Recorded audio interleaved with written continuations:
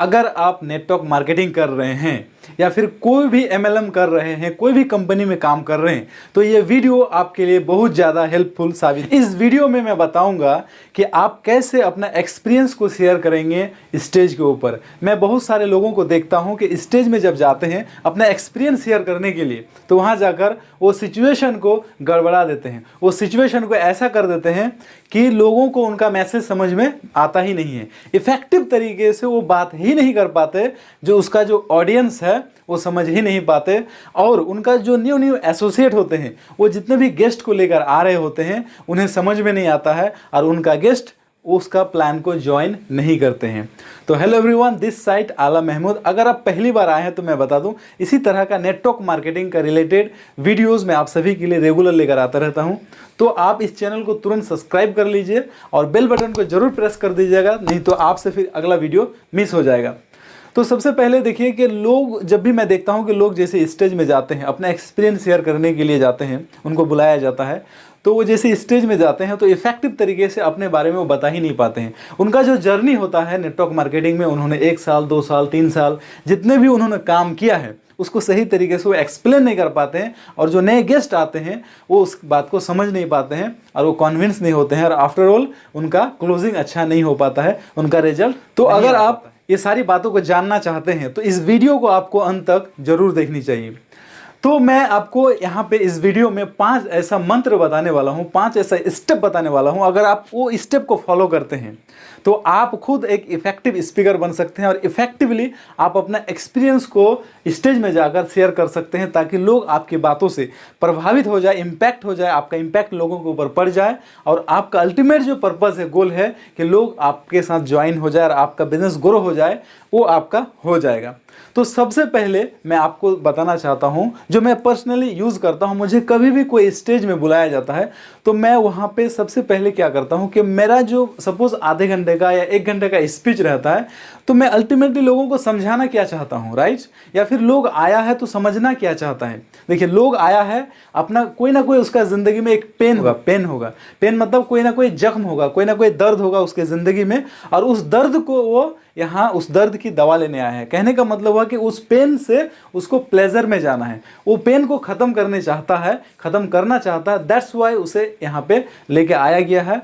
तो उनका पेन को आपको प्लेजर में कन्वर्ट करना है, राइट? तो अल्टीमेटली उनका ज़िंदगी का कोई प्रॉब्लम को सॉल्व करना है। तो आपको विदिन 15 सेकेंड, मतलब 15 सेकेंड के अंदर, राइट, आपको 15 सेकेंड के अंदर लोगों का, ऑडियंस का जो माइंड है उसको हैक कर लेना पड़ेगा, उसका दिमाग को आपको हैप्नोटाइज कर लेना पड़ेगा, उसका माइंड को हैप्नोटाइज कर लेना पड़ेगा, ताकि वो आपका ऑडियंस आपके तरफ पूरा का पूरा हैप्नोटाइज हो जाए और आपको हमेशा सुनते रहे।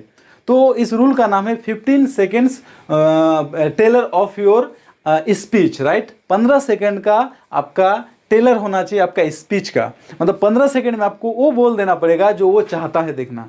मतलब अल्टीमेटली उसका आने का जो यहाँ पे जो क्वेश्चन है, उनका जो आने का जो मकसद है, उसे आपको 15 सेकेंड में क्लियर कर देना होगा कि वो आया क्यों है और उसे मिलने क्या वाला है। मतलब अल्टीमेटली वो इस सेमिनार में जब जाएगा घर तो उसे क्या मिल सकता है, उसके ज़िंदगी में क्या बदलाव आएगा, उसे आपको 15 सेकेंड में। जैसे मैं बहुत सारे लोगों को देखता हूँ, जैसे स्टेज पर जाते हैं तो सबसे पहले वो शुरू करते हैं, हेलो एवरीवन, गुड मॉर्निंग, आप सब कैसे हैं।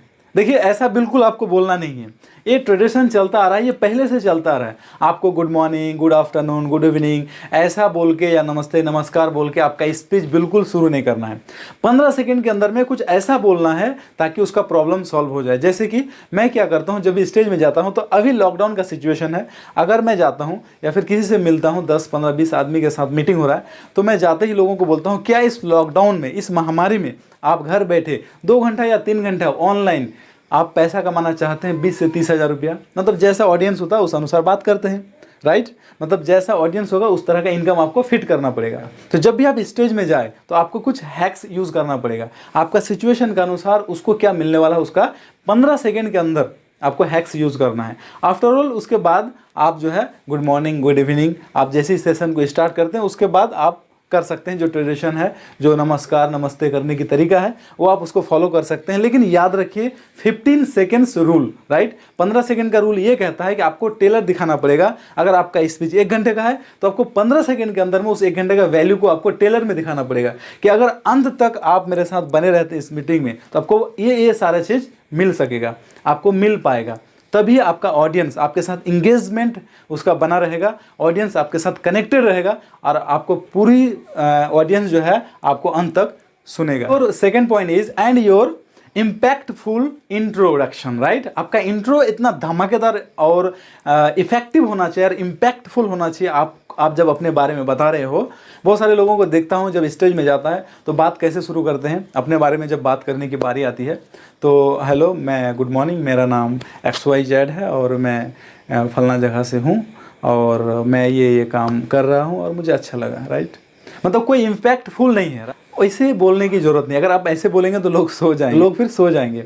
मतलब आपको ऐसे अपने बारे में बताना है ताकि आपकी जो बात है, आपकी जो विचार है, वो लोगों के माइंड में, लोगों के दिमाग में, लोगों के बॉडी में उसका इम्पैक्ट पड़ना चाहिए, उसके लाइफ में इम्पैक्ट पड़ना चाहिए, वो इन्फ्लुएंस हो जाए आपका असर उसके ऊपर चला जाना चाहिए, राइट।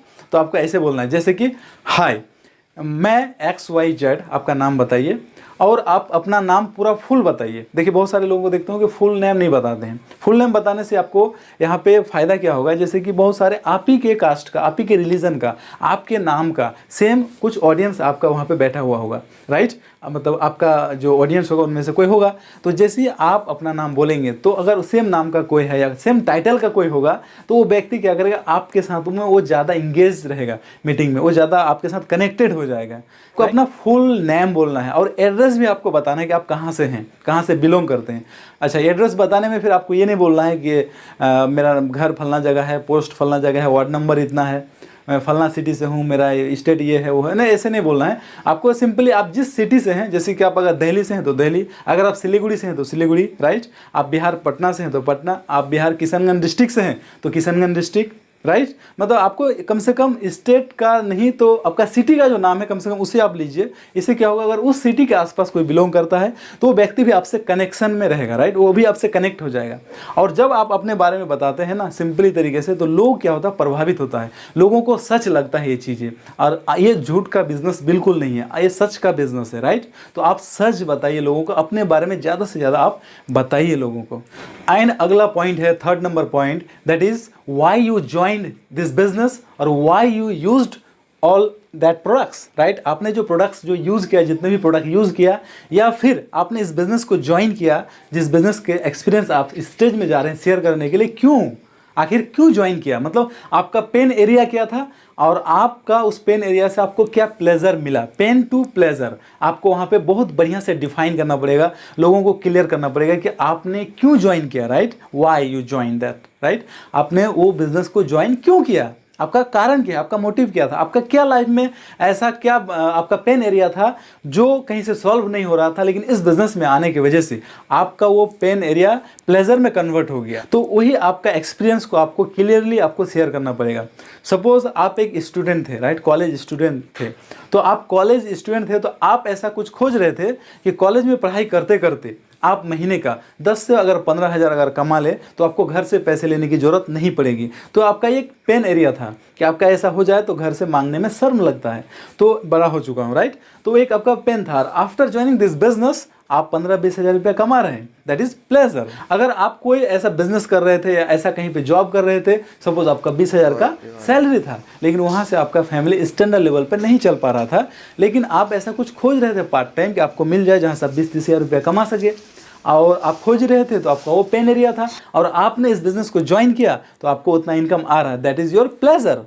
कहने का मतलब है दोस्तों कि आप क्यों ज्वाइन किए इस बिजनेस को। जब आप अपने बारे में बताएंगे ना तो लोग क्या करेगा, अपने लाइफ से उसको रिलेट करेगा, अपने लाइफ से उसे कनेक्ट करेगा, तो उसको रेलेवेंट लगेगा और उसको लगेगा कि ये बंदा तो मेरे ही जैसा है, ये व्यक्ति तो मेरे ही जैसा है, मेरे ही भाई जैसा है, मेरी बहन जैसा है, राइट, मेरी सिस्टर जैसा है, राइट। तो ऐसा उनको लगेगा और जैसे ही उनको अपना जैसा लगेगा ना तो वो बिजनेस में आपके साथ ज्वाइन करेगा। दैट्स वाई आपको क्या करना है कि अपना वाई क्लियर कराना है कि आपने ये प्रोडक्ट क्यों यूज़ किया है। सपोज आपने प्रोडक्ट यूज़ किया उस कंपनी का, जो भी XYZ कंपनी में आप हैं, तो अगर उस कंपनी का प्रोडक्ट्स आपने यूज़ किया तो आपने प्रोडक्ट क्यों यूज़ किया, इससे पहले आपका पेन क्या था, पेन एरिया क्या था, और ये आफ्टर यूज़ के बाद आपने क्या अचीव किया, आपने क्या रिजल्ट पाया, उसे आपको शेयर करना पड़ेगा। मतलब आप अपना प्रॉब्लम शेयर करेंगे, लेकिन आपका प्रॉब्लम तो शेयर हो जाएगा, लेकिन साथ साथ लोगों का प्रॉब्लम भी सॉल्व हो जाएगा और लोग आपसे कनेक्ट हो जाएंगे, आपसे जुड़ जाएंगे और आपका बिजनेस ग्रो हो जाएगा।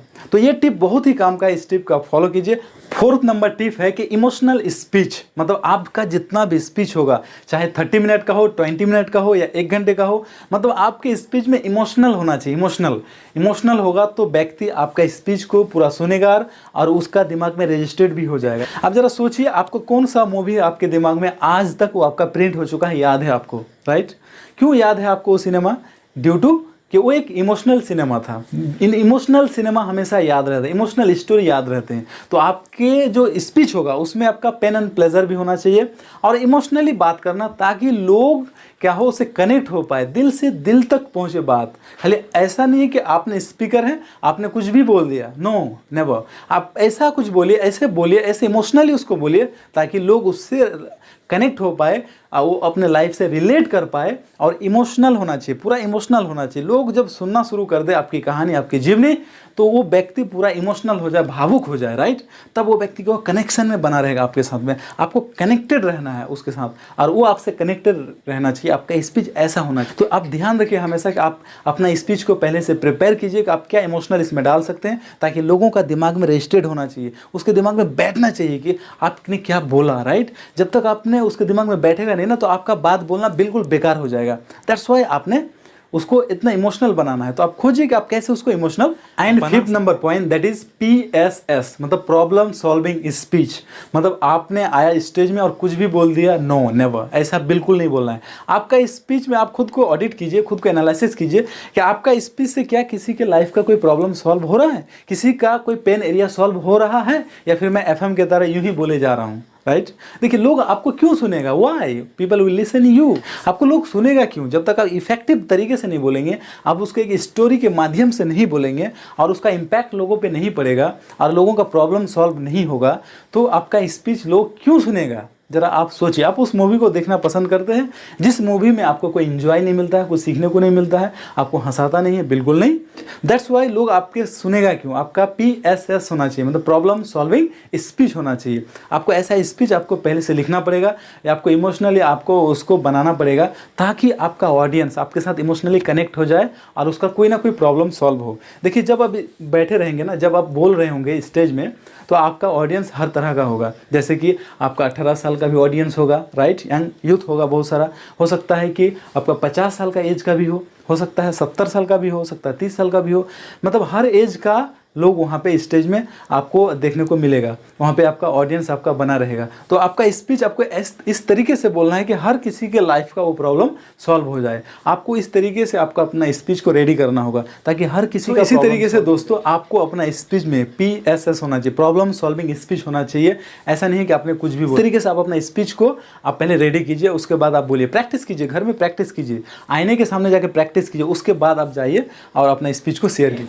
सो दोस्तों, मैं इसी तरह का पावरफुल वीडियोस मैं आप सभी के लिए लेकर आता रहता हूं।